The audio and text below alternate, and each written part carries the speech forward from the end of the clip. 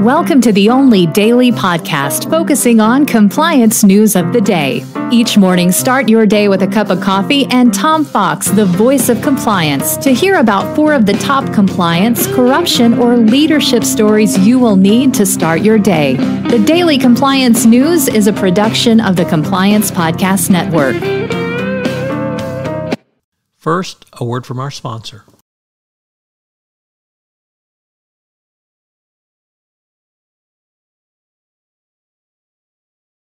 The Daily Compliance News for July 11, 2023, the A Nap a Day edition. We begin with that story from the Financial Times. Unfortunately, way too late in my professional career, the Financial Times reports that employers are waking up to the power of a staff nap. Groups in the UK as diverse from law firms to the NHS are seeking help for the overworked. And guess what it is? It's a nap. Wow.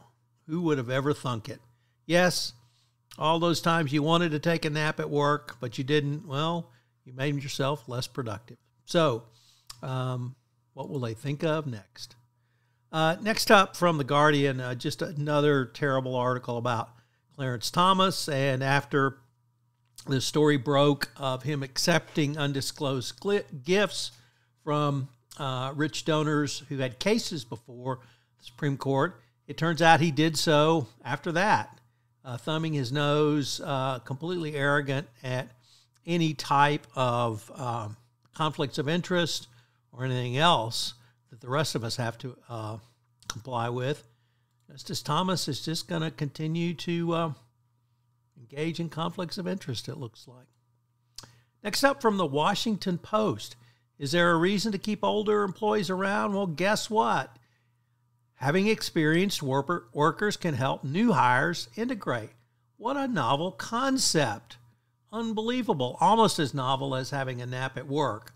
But having a mentor at work can be a great help, but you got to have a mentor who knows something.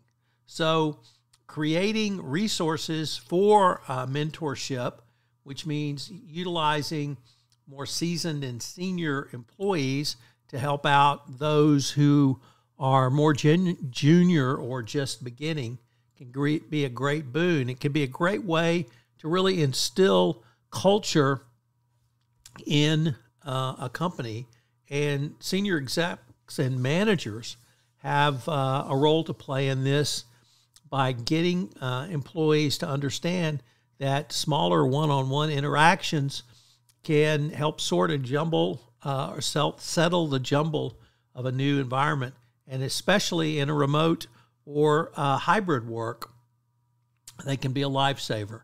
So mentorship from more experienced employees, what a concept.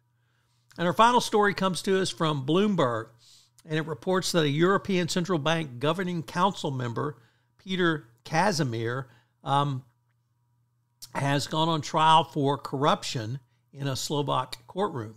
This trial threatens to embarrass a hugely important European Central Bank. The Daily Compliance News is a production of the Compliance Podcast Network and a proud member of C-Suite Radio. Thanks so much for listening. I hope you'll join me again tomorrow.